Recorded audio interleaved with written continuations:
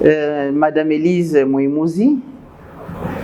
Je travaille ici Synergie Femmes et Paix comme organisation de la CIRGL, mais également nous avons un nouveau mouvement qui s'appelle un mouvement féminin pour le Congo, un Congo fort et prospère.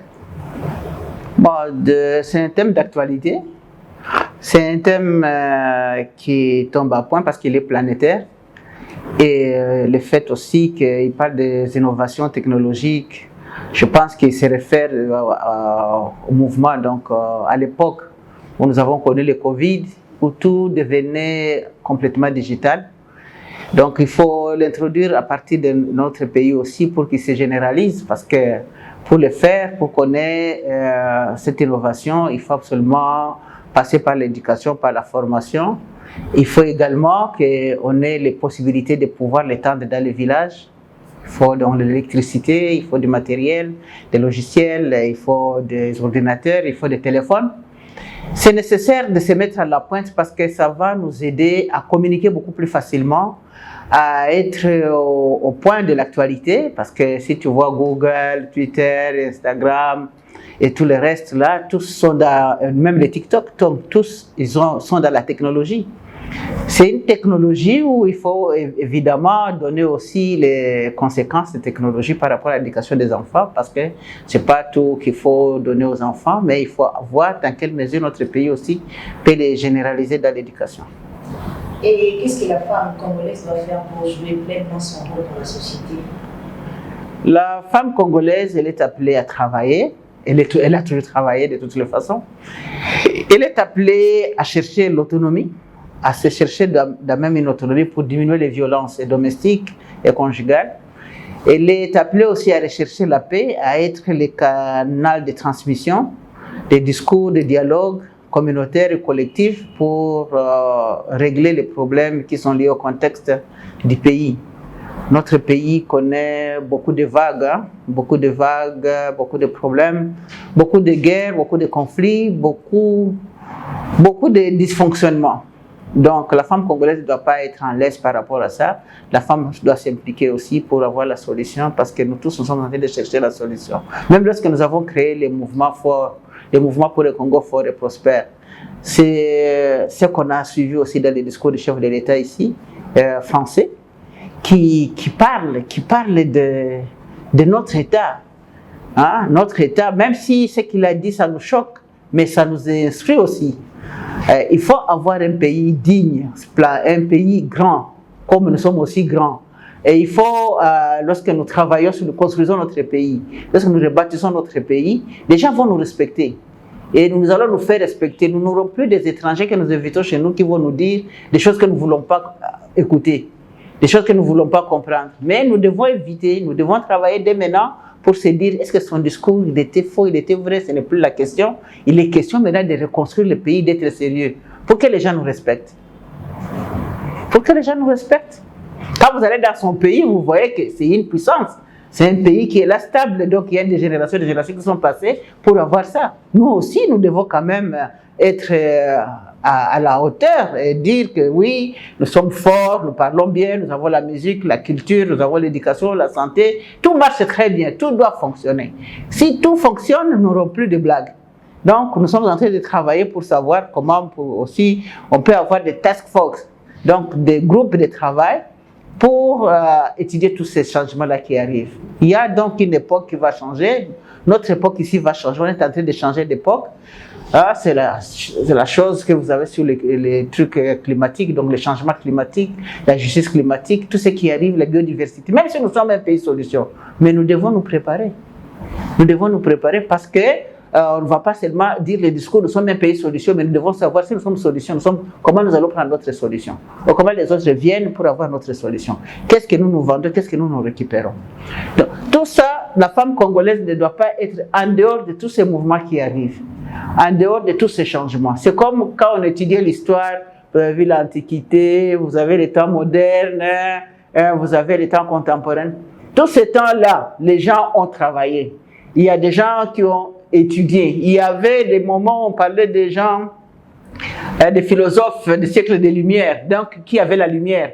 Il ne faut pas négliger le cerveau, donc les professeurs et tous ces gens-là qui ont l'expertise, qui peuvent mettre toute l'expertise ensemble pour savoir comment nous reconstruisons maintenant les pays. On doit redémarrer, on doit reconstruire, on doit avoir la conscience de se dire que les pays nous appartiennent et ce ne sont pas les autres qui viendront balayer chez nous, c'est nous-mêmes.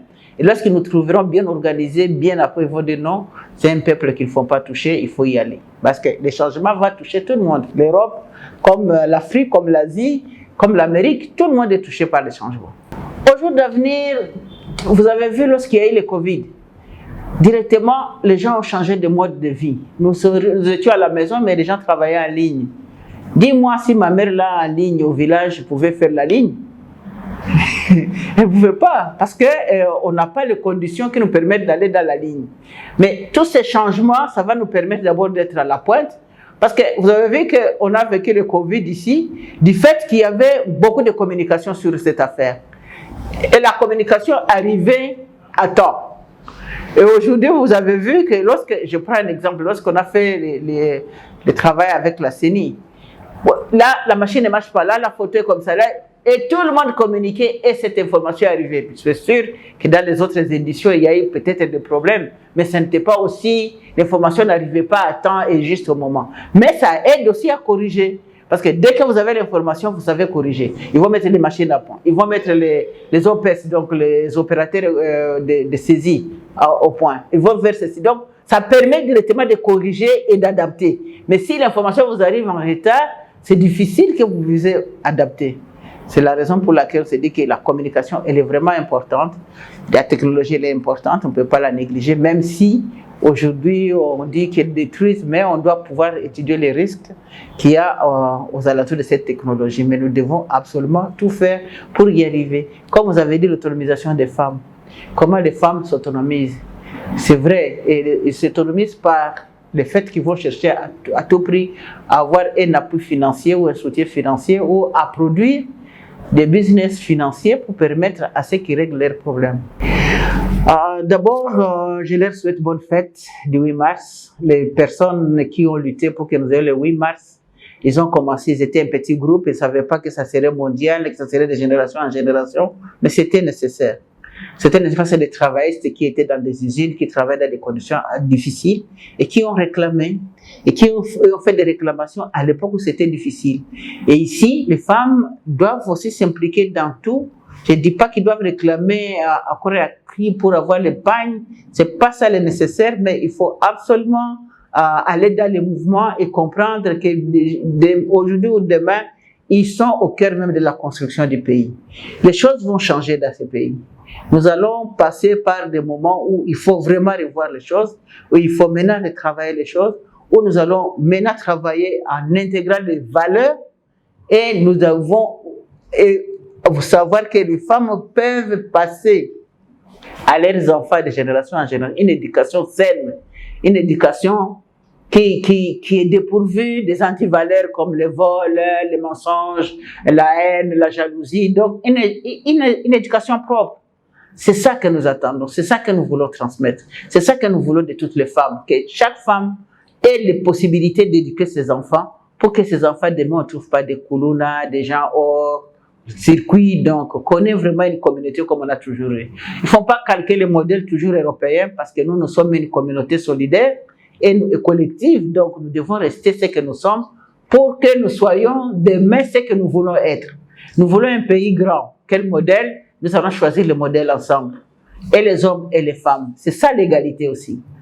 Parce qu'il n'y a pas d'un côté de village. Je me suis promené dans ces pays pour aller former les femmes dans toutes les provinces, dans tous les villages. Je n'ai pas trouvé un village qui était seulement composé d'hommes et un village qui était composé de femmes. Ils vivent toujours ensemble. Ils sont en complémentarité. C'est ça. C'est là où est devenue les questions d'égalité de sexe. Hein, les genres, ce n'est pas vraiment la femme. Les genres, c'est les rapports entre les hommes et les femmes dans une communauté donnée. Quels sont les rapports qu'ils ont? Est-ce qu'ils ont les rapports d'exploitation? Ils ont les rapports de domination? Ils ont les rapports de soumission? C'est ça les rapports qu'il faut étudier. Mais au fur et à mesure que nous avons promulgué le concept de genre, parce que c'est nous qu'on a fait le Comité national femmes et développement qui ont introduit pour la première fois au Congo les genres au Congo. Alors lorsque nous voyons comment ça a pris de l'ampleur et comment les gens font les confusions, nous sommes ramenés à venir corriger. Ce n'est pas l'homme. Quand vous avez une femme, ça ne veut pas dire que c'est ça le genre. La femme, c'est les femmes. L'homme, c'est l'homme. Donc, les communautés sont composées d'hommes et de femmes. Mais ce que nous étudions dans les genres, ce sont les rapports qui existent entre les hommes et les femmes dans une famille, dans la communauté, dans une communauté peut être religieuse, une communauté peut être une communauté villageoise, une communauté d'associations. Donc, comment se comportent ces deux genres, hein, l'homme et la femme?